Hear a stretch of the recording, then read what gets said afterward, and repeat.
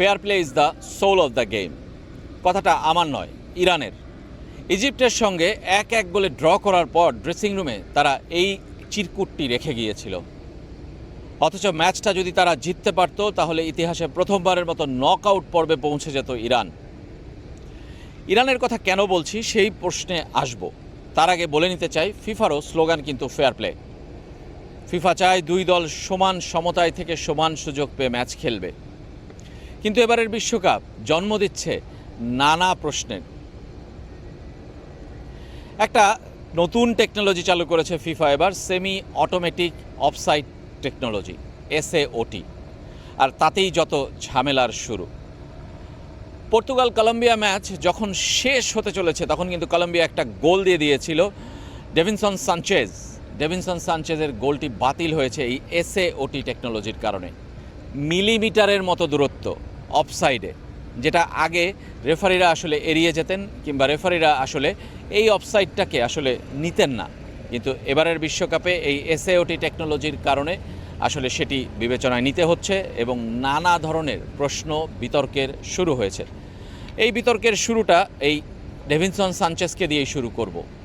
Davinson সানচেজের পায়ের একটা আঙ্গুলের একটা অংশ একটু এগিয়েছিল পর্তুগাল ডিফেন্ডারদের চেয়ে, আর তাতেই অফসাইড, গোল বাতিল, কলম্বিয়ার স্বপ্নভঙ্গ জয়ের ক্ষেত্রে। কলম্বিয়া এমনিতেই গ্রুপ চ্যাম্পিয়ন হয়েছে পর্তুগালের বিপক্ষে, কিন্তু তাদের স্বপ্নভঙ্গ হয়েছে পর্তুগালকে হারাতে না পারার। অসাধারণ খেলে একচেটিয়ে পারফরমেন্স দেখিয়েও তারা জিততে পারেনি। তাই আবারও সামনে এসছে এই নতুন VAR-এর সেমি অটোমেটিক টেকনোলজি বা semi automatic offside technology, SAOT। Colgate Max ফ্রেশে আছে আইসি কুলিং ক্রিস্টালস, যা দেয় ম্যাক্সিমাম ফ্রেশনেস সহ কোলগেট ম্যাক্স ফ্রেশ। এরকম আরও কয়েকটি ঘটনা ঘটেছে, যেটা বলছিলাম ইরানের ঘটনা।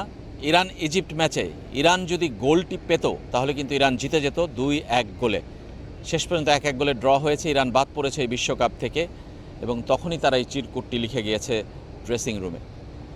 এটার সাথে যুদ্ধের কোনো সম্পর্ক আছে কিনা সেটা আমরা জানি না। ঠিক একইভাবে আরও একটা কিন্তু ম্যাচ হয়েছে এরকম, সেটা কাতার এবং সুইজারল্যান্ড গোল পেয়েছে, পেনাল্টি পেয়েছে, গোল করেছে কাতারের বিপক্ষে, এবং সেটাও কিন্তু তারা এই VAR-এর সুযোগে কিংবা সেমি অটোমেটিক অফসাইড টেকনোলজির সুযোগে।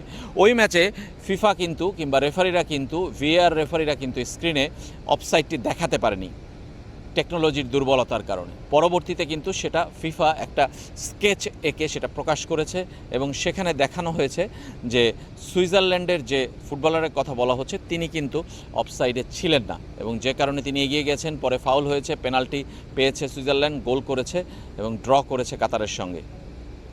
এবারের বিশ্বকাপে এরকম ঘটনা কিন্তু অনেকগুলো হচ্ছে।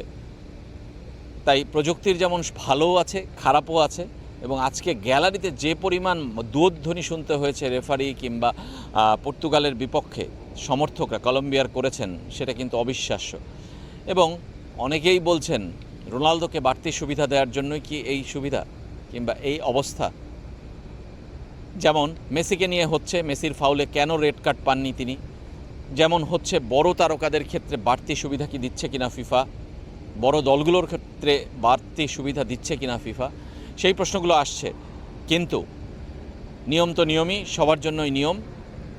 এবং বিশ্বকাপের গ্রুপ পর্ব শেষেই যখন এতগুলো সমালোচনা সামনে এসেছে, নকআউট পর্বে না জানি কী অপেক্ষা করছে, কারণ ওই ম্যাচগুলো কিন্তু আরও ইন্টেন্স, আরও হাই ভোল্টেজ, আরও বেশি দলগুলোর জন্য আসলে ডু অর ডাই, বাঁচা মরার, এবং তারা কিন্তু সেখানে আর ছাড় দেবে না কিংবা সমর্থকরাও সেখানে আর ছাড় দেবে না, সমালোচনা করবেই।